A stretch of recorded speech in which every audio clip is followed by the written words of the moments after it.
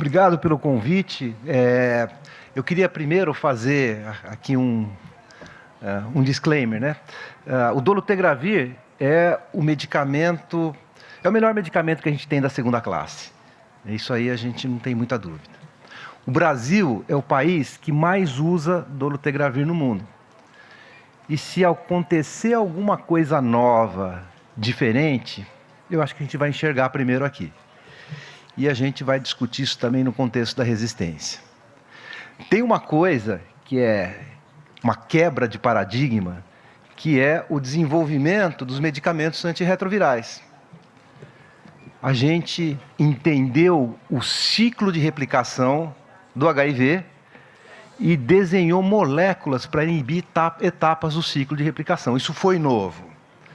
A gente faz hoje isso também para hepatite B, vírus sincicial respiratório, a gente fez isso para hepatite C, mas antes não. Antes a gente pegava medicamentos em extratos. Isso quer dizer que a gente está numa fase muito mais moderna e a gente não vai achar mais nenhum medicamento antirretroviral no fundo do quintal. E nesse contexto, teve o desenvolvimento do primeiro inibidor de integrase, o raltegravir. Eu tenho que falar um pouquinho da história do raltegravir, porque isso impacta na resistência ao dolutegravir. Ele foi desenvolvido pela Daria Rasuda, isso foi uma grande novidade, mais um ciclo de replicação do HIV sendo inibido, um ciclo importante, porque essa enzima pega aquele cDNA que foi feito no citoplasma e leva para dentro da nossa cromatina. E aí, a gente tem alguns aprendizados do raltegravir. Primeiro, sobre a barreira genética. É uma barreira genética que não é baixa, talvez parecida com o inibidor de protease sem booster. Então, olha, na hora que você olha para pacientes virgens de tratamento, acho que isso aqui não está apontando, tá, vai ter mais ou menos 25% de resistência na falha. Só que o raltegravir, no mundo inteiro, ele entrou meio que pela porta dos fundos. Ele entrou para resgate de paciente com muita resistência. E aí a gente aprendeu que, é claro, você vai ter mais resistência ao inibidor de integrase. O benchmark foi 68%, Saline 42%. No Brasil, a gente achou 26% desses pacientes que usavam raltegravir, naquele período que o critério para usar raltegravir era ter resistência aos inibidores de protease. Então, barreira genética moderada boa. E a gente aprendeu do RAL também que ele tem vias mutacionais distintas. O caminho que o vírus é levado para a resistência. São esses três. 155, o códon da integrase, 143 e 148, que é o que leva à resistência cruzada ao dolutegravir. E a gente viu isso daí, por exemplo, in vitro, no ensaio de fenotipagem. Então, aqui estão as mutações das três vias que eu falei, 155, a 143 e a 148, todas dando alto nível de resistência ao raltegravir, esse fold change aqui. Mas a única que dá um fold change maior do que 1 para dolutegravir é o que envolve a via do 148. Na hora que a gente olha o que aconteceu no Brasil, esses pacientes falhando a raltegravir, de 2017 a 2018, eu coloquei as três vias apontadas aqui, do 148, que é a má notícia, resistência cruzada, ela acontece com mais frequência do que as outras duas.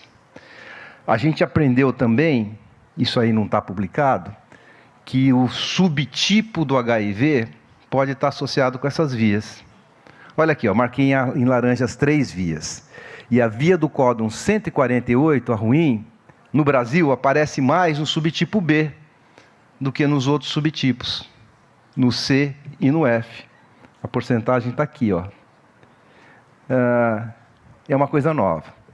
E o que a gente aprendeu também é que você muda a via. Você começa com a via do códon 155, está aqui, isso aqui são os mesmos pacientes ao longo do tempo, e depois a via do códon 155 vai sendo substituída pela do 148, aquela que é a má notícia, a da resistência cruzada.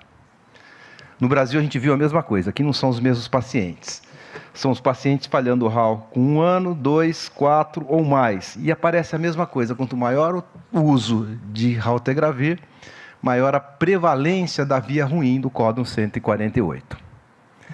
E depois do raltegravir, a gente desenvolveu outros inibidores de integrase para melhorar. Sabe, esses medicamentos que se ligam na estrutura da enzima, eles têm como melhorar.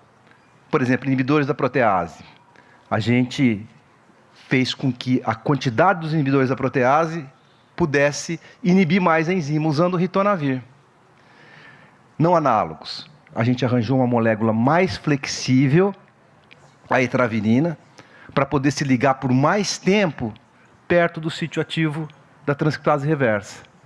E aí, a gente mudou a molécula dos inibidores de integrase, deixou elas mais lineares, os de segunda geração, o dolutegravir, bictegravir e o cabotegravir, para elas ficarem ligadas mais tempo na integrase, que é o que a gente chama de tempo de dissociação.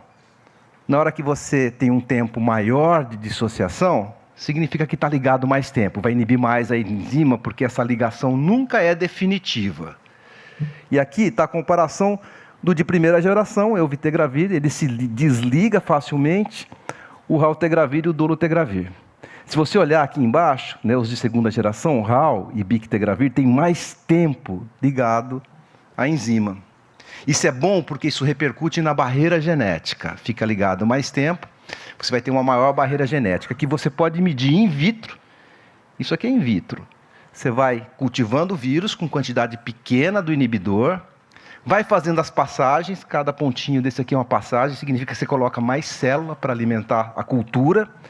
E olha, aparece antes as mutações de resistência ao de primeira geração, é o vitegravir, comparado com o dolutegravir e o bictegravir. Maior barreira genética. Isso significa, por exemplo, que você precisa de um maior número de mutações para ter uma resistência mais completa aos inibidores de segunda geração. Então aqui, elvitegravir e raltegravir, poucas mutações já dão muita resistência. Para o dolo e para o bictegravir, para dar mais resistência, você precisa associar mutações. Tem essa atividade residual ainda. E a gente tem as evidências clínicas de que a barreira genética a esquemas com 2 análogos em um inibidor de integrase de segunda geração, dolo ou bictegravir, é muito grande. Sabe por quê? Porque não tem resistência. Nos estudos clínicos, falhou, não é culpa do dolutegravir, porque não aparece resistência a nada. Agora, a gente aprendeu também que dá para você ter resistência ao dolutegravir no tratamento inicial. E para isso acontecer, você tem que ter monoterapia. Resistência a dolo em tratamento inicial é em monoterapia. Foi o que mostrou aqui o Domono. 95 pacientes, 8,4% de falha depois de 1 ano, 3,2% de resistência. Agora, a gente tem resistência ao RAL, a gente começa a ver resistência transmitida aos inibidores de integrase no Brasil, vou mostrar para vocês agora. E a gente tem que pensar no que isso pode repercutir. Olha esse estudo que a gente fez. Recente, não está publicado ainda, a gente apresentou em congresso. A gente pegou algumas capitais, Belém, Salvador, Brasília, Rio de Janeiro, Santos, Porto Alegre. Pegamos Santos, que não é capital, mas tem bastante resistência transmitida, e pegamos Itajaí, porque tem muita mortalidade. E a gente foi ver qual que era o perfil de resistência dos pacientes. Olha, se você olhar na segunda coluna, é muito concentrada ainda a epidemia nessas cidades, menos Porto Alegre, que é quase metade de mulheres. Os pacientes já progridem bastante, a média de CD4 já está bastante baixa nesses pacientes com diagnóstico recente. E aqui nessa coluna está a prevalência de resistência transmitida. A gente considera baixa menos do que 5%, intermediária entre 5 e 15% e alta acima de 15%. Então aqui a gente teve uma prevalência que tende a ser mais intermediária, apareceu como alta no Rio de Janeiro, 20%. E aqui a gente tem basicamente o perfil dos pacientes de acordo com a prevalência de resistência transmitida. Para os análogos, 6,1%. Olha que interessante, o códon 215 não tem nenhuma mutação clássica do códon 215, que é o 215Y ou F. Aparece aquilo que a gente chama de revertentes, que é um marcador de resistência transmitida. Para não análogos, olha, tem duas curvas. Uma em vermelha, que é aquelas mutações que a gente considera como importantes para a resistência transmitida. Não apareceram por polimorfismo do vírus. Mas em azul, tem mutações que são descritas também como resistência. Olha para não análogos. No vermelho tem o códon 103. 5,7% de resistência aos não análogos. E muita resistência relacionada ao códon 138, que não está listado como mutação de resistência transmitida, mas é uma mutação importante, por exemplo, para rilpivirina. Para inibidor de protease é muito baixo, 2%, mas a novidade está aqui, olha. Integrase, 1,6%, isso não tem precedente. Quem reportou resistência transmitida a inibidor de integrase foi um consórcio do Mediterrâneo.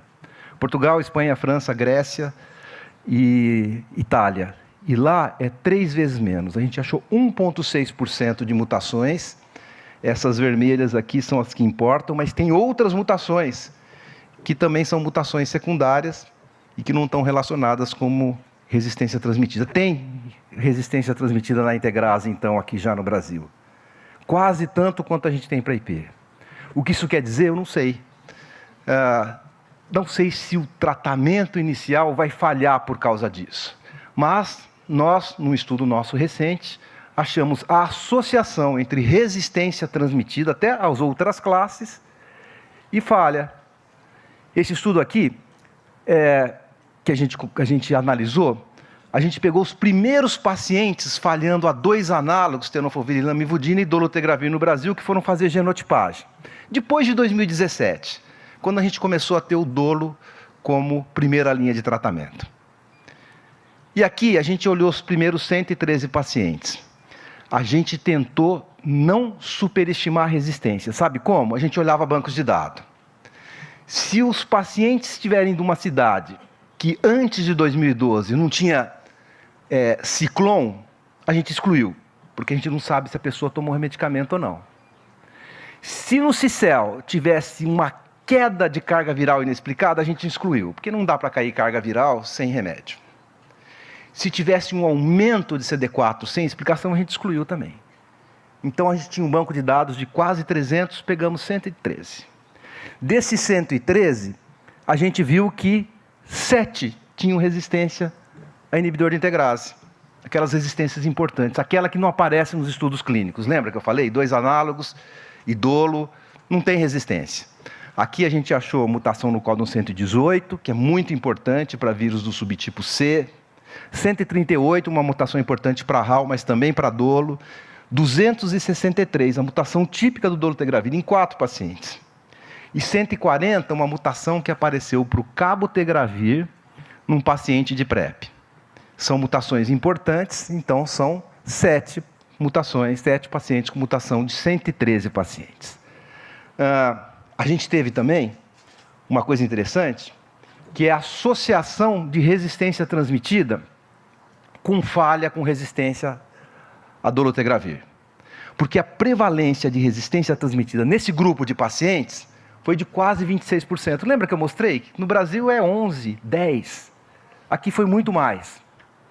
A gente concentrou. São mutações para inibidor de protease, para não análogo, para AZT.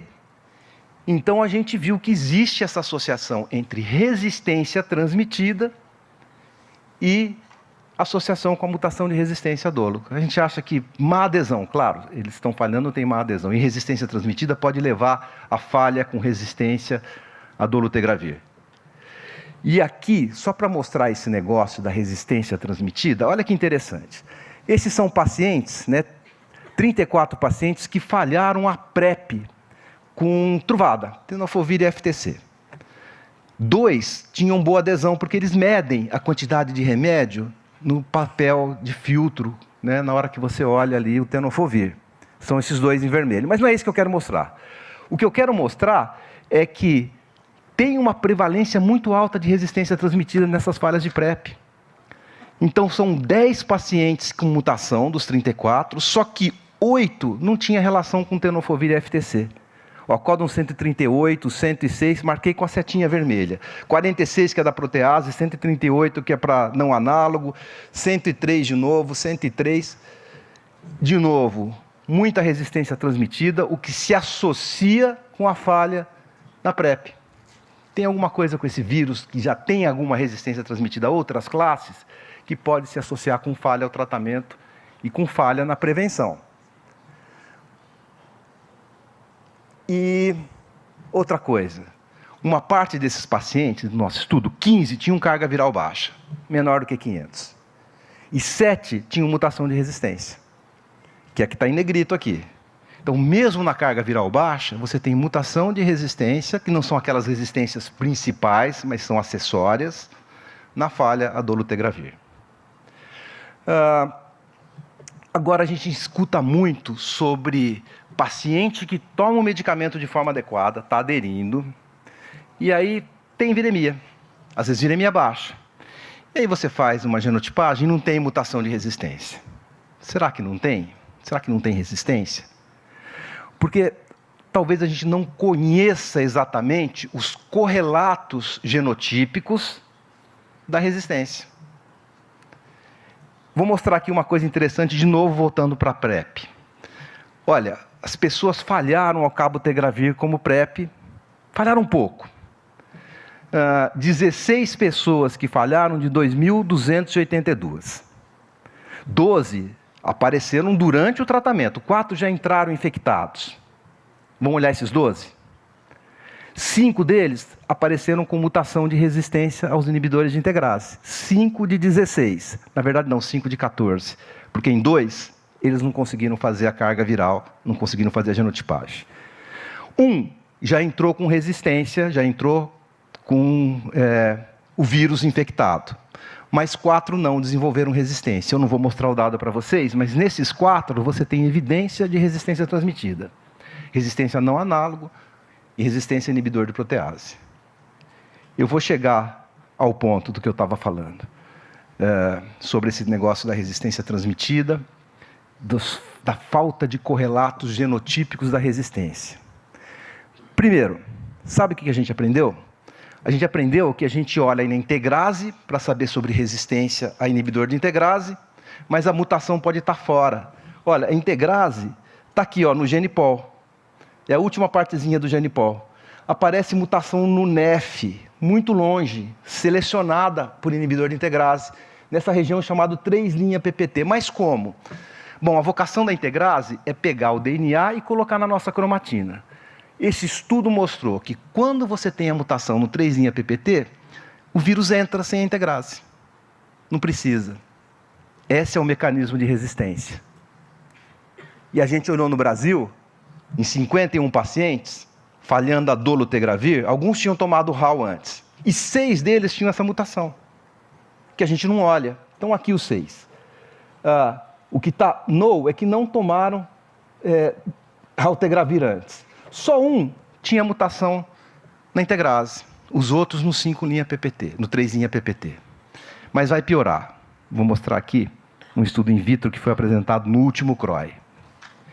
Eles fizeram o protocolo de resistência in vitro. Cultiva o vírus, toda vez que você aumenta aqui a quantidade de vírus, a carga viral, na cultura, é porque tem resistência. E eles viram mutações de resistência, só que as mutações estavam no envelope. Não estavam na integrase. Está aqui, ó, o fold change. Na hora que você tem o vírus selvagem, o fold change é de 1. Na hora que você tem a resistência, você aumenta para mais de 3.000 vezes a resistência. Isso aqui vai aparecendo ao longo do tempo, como apareceu lá em cima. E você sabe por quê? Porque essas mutações do envelope aumentam a processividade da transcriptase reversa, a enzima que multiplica o HIV, esse vermelho aqui. Aparece mutação de envelope, o vírus se multiplica tanto que o remédio não dá conta. E isso dá resistência cruzada. Não só a inibidor de integrase, mas a análogo, não análogo, inibidor de protease. Está no envelope a mutação. E também tem mutação no GAG que leva à resistência aos inibidores de integrase. Então, a conclusão é que a gente não conhece ainda direito os mecanismos e os correlatos de resistência dos inibidores de integrase, e a gente tem que sempre considerar que nessas falhas, que a gente não tem instrumentos para detectar a resistência, que a gente possa ter falta de suscetibilidade dos medicamentos. Isso pode mudar a nossa abordagem clínica. Obrigado pela atenção.